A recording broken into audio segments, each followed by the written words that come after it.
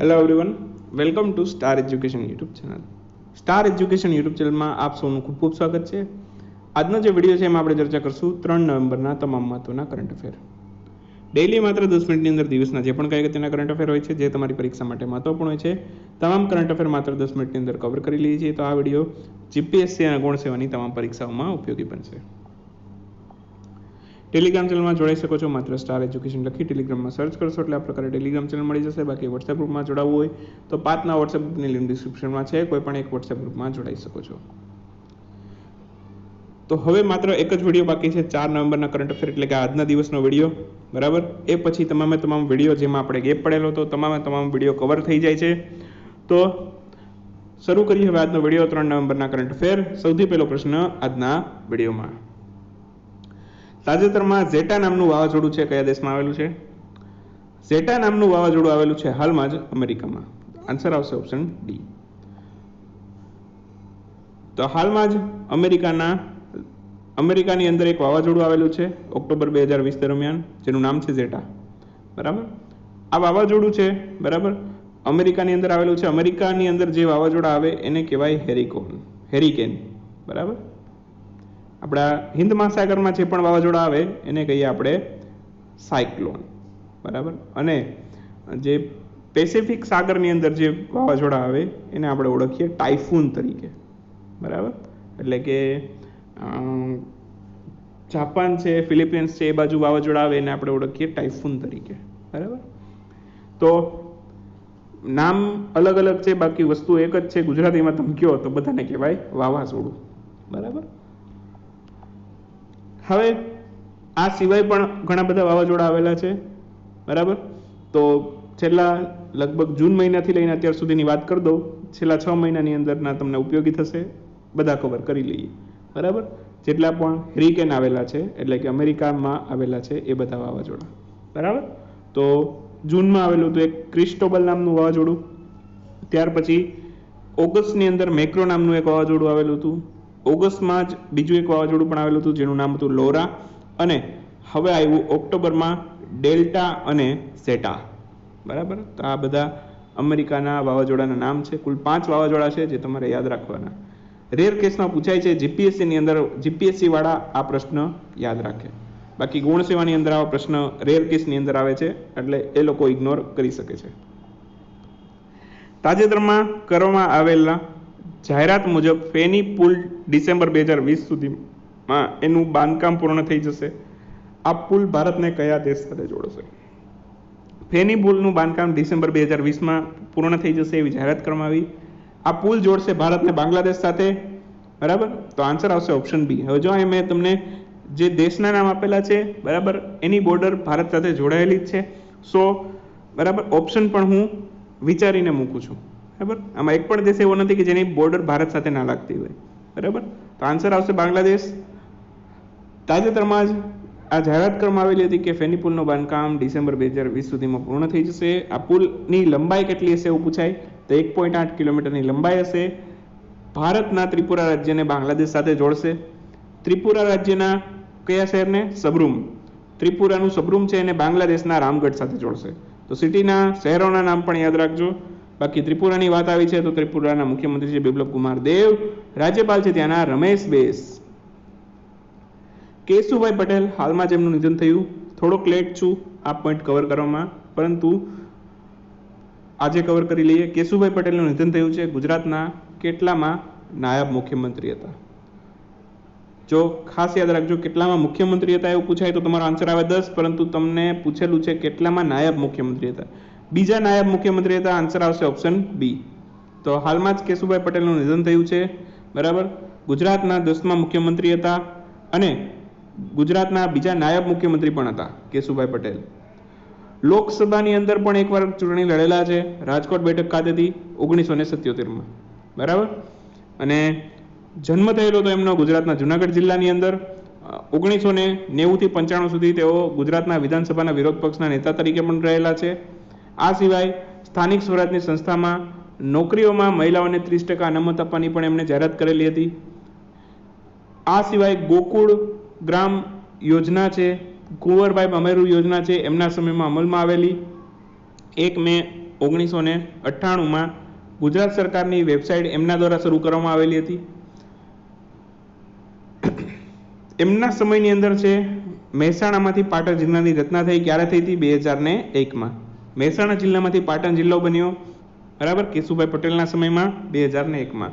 પ્રશ્નમાં વર્ષ પણ પૂછી લે, મહેસાણા જિલ્લામાંથી કયા જિલ્લાની રચના થઈ એવું પણ પૂછી લે, બરાબર.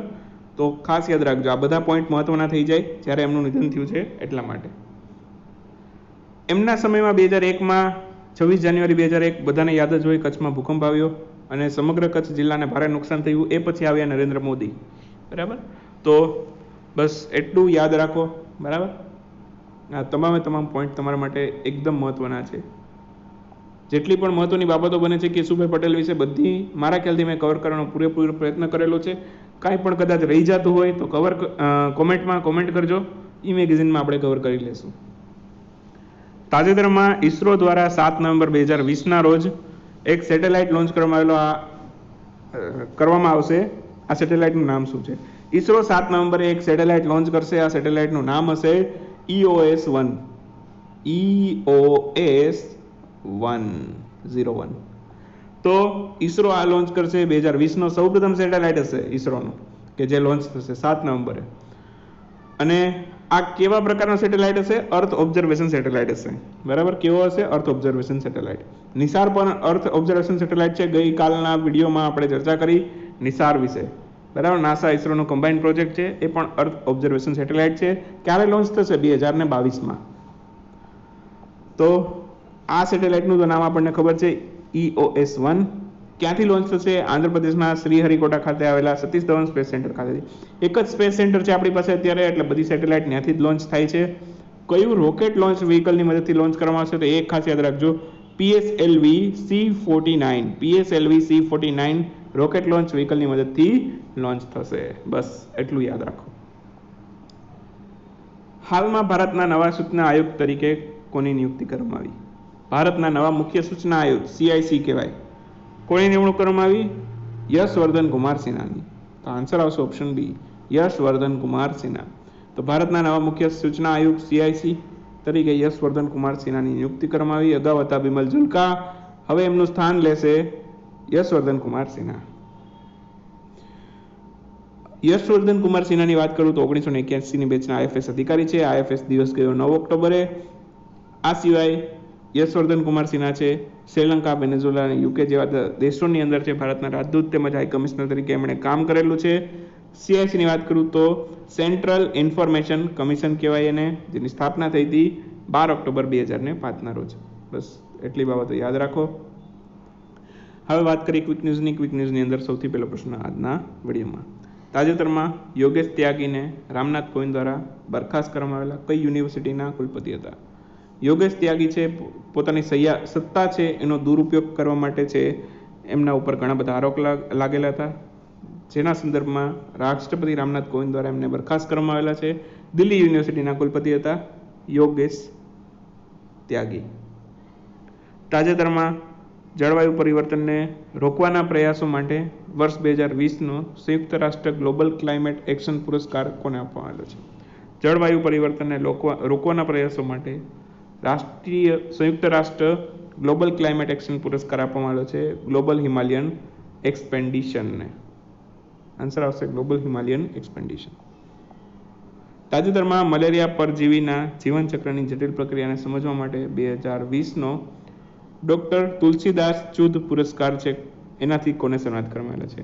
ડોક્ટર તુલસીદાસ ચુધ પુરસ્કારથી સન્માનિત કરવામાં આવેલા છે ડોક્ટર સતીશ મિશ્રાને. તો આન્સર આવશે ડોક્ટર સતીશ મિશ્રા. તાજેતરમાં યુનેસ્કો દ્વારા ભારતના કયા ટાઈગર રિઝર્વને 12માં બાયોસ્ફિયર રિઝર્વ જાહેર કરવામાં આવેલો છે? તો હાલમાં જે ભારતનો પન્ના ટાઈગર રિઝર્વ છે જે મધ્યપ્રદેશની અંદર આવેલો છે એને યુનેસ્કો દ્વારા 12મો બાયોસ્ફિયર રિઝર્વ જાહેર કરવામાં આવેલો છે. તો આન્સર આવશે પન્ના ટાઈગર રિઝર્વ જે મધ્યપ્રદેશની અંદર આવેલો છે. તાજેતરમાં પંથી થર્મલ પાવર સ્ટેશન એની ક્ષમતા વધારીને 660 મેગાવોટ કરવામાં આવી. આ પાવર સ્ટેશન કયા રાજ્યમાં આવેલું છે? આ પંખી પાવર સ્ટેશન આવેલું છે ઉત્તર પ્રદેશમાં. મુખ્યમંત્રી છે યોગી આદિત્યનાથ, રાજ્યપાલ છે આનંદીબેન પટેલ. તાજેતરમાં પ્રધાનમંત્રી નરેન્દ્રભાઈ મોદીએ ગુજરાતના કયા જિલ્લા ખાતેથી આરોગ્ય વન છે, કેવડિયા આરોગ્ય વન છે એનું ઉદ્ઘાટન કર્યું છે? તો કેવડિયા આરોગ્ય વન છે એનું ઉદ્ઘાટન કરેલું છે ગુજરાતના નર્મદા જિલ્લા ખાતેથી વડાપ્રધાન નરેન્દ્રભાઈ મોદી. પ્રશ્ન રિવર્સમાં પણ પૂછાય, ઉદ્ઘાટન કોણે કર્યું? વિજય રૂપાણીએ આપે, નરેન્દ્રભાઈ મોદીએ આપે, નીતિનભાઈ પટેલે આપે. બરાબર, ત્યારે કન્ફ્યુઝ થાય જોરદારના. બરાબર, તો આન્સર આવે નર્મદા જિલ્લા ખાતેથી. 17 એકર જમીનમાં આખું આરોગ્ય વન બનાવેલું છે જે યોગા આયુર્વેદને પ્રચાર કરશે. તાજેતરમાં ઓક્ટોબર 2020 દરમિયાન સરકાર દ્વારા કયા પાકના બિયારણની આયાત ઉપર પ્રતિબંધ મૂકવામાં આવ્યો છે? તો ઓક્ટોબર 2020 દરમિયાન ડુંગળી છે, ડુંગળીના બિયારણની આયાત ઉપર પ્રતિબંધ મૂકવામાં આવ્યો છે. તાજેતરમાં મધ્યપ્રદેશના કયા શહેરને પ્લાસ્ટિક મુક્ત કરવા માટે પ્લાસ્ટિક પ્રીમિયર લીગનું આયોજન કરવામાં આવ્યું છે? મધ્યપ્રદેશનું આ શહેર છે જેનું નામ છે ઇન્દોર. તો ઇન્દોર ખાતે પ્લાસ્ટિક મુક્ત નહીં પરંતુ કચરા મુક્ત કરવા માટે છે પ્લાસ્ટિક પ્રીમિયર લીગનું આયોજન કરવામાં આવેલું છે. બરાબર. તાજેતરમાં ચોથા ઇન્ડિયા એનર્જી ફોરમનું ઉદ્ઘાટન કોના દ્વારા કરવામાં આવેલું છે? તો ચોથું ઇન્ડિયા એનર્જી ફોરમ છે એનું ઉદ્ઘાટન કરેલું છે આપણા ભારતના વડાપ્રધાન નરેન્દ્રભાઈ મોદીએ. તાજેતરમાં રાજ્ય છાત્રવૃત્તિ પોર્ટલ અને સુમંગલ પોર્ટલ, આ બે પોર્ટલ લોન્ચ કરવામાં આવેલા છે. કયા રાજ્યની સરકાર દ્વારા લોન્ચ કરવામાં આવેલા છે? તો ઓડિશાની સરકારે લોન્ચ કરેલા છે છાત્રવૃત્તિ પોર્ટલ અને સુમંગલ પોર્ટલ. મુખ્યમંત્રી છે નવીન પટનાયક, રાજ્યપાલ છે ગણેશી લાલ. બસ, તો વિડીયો આજનો અહીંયા પૂરો થાય છે. હવે માત્ર એક વિડીયો બાકી રહે છે 4 નવેમ્બરનો, એ પણ આવી જશે આજના દિવસની અંદર. કાલથી રેગ્યુલર વિડીયો શરૂ થઈ જશે. તો ચેનલમાં જોડાયેલા રહેજો. થોડુંક ગેપ પડ્યો એ માટે મેં તમને અગાઉ પણ માફી માગી લીધી, હજી પણ એક વખત માગી લઉં છું. બરાબર, તો મળીએ નેક્સ્ટ વિડીયોમાં નવા કન્ટેન્ટ સાથે. વિડીયો સારો લાગે તો લાઇક કરો, શેર કરો અને સબસ્ક્રાઈબ કરો. મળીએ નેક્સ્ટ વિડીયોમાં, ત્યાં સુધી રજા લઈએ. આવજો, બાય બાય, ગુડ નાઇટ, શુભરાત્રી.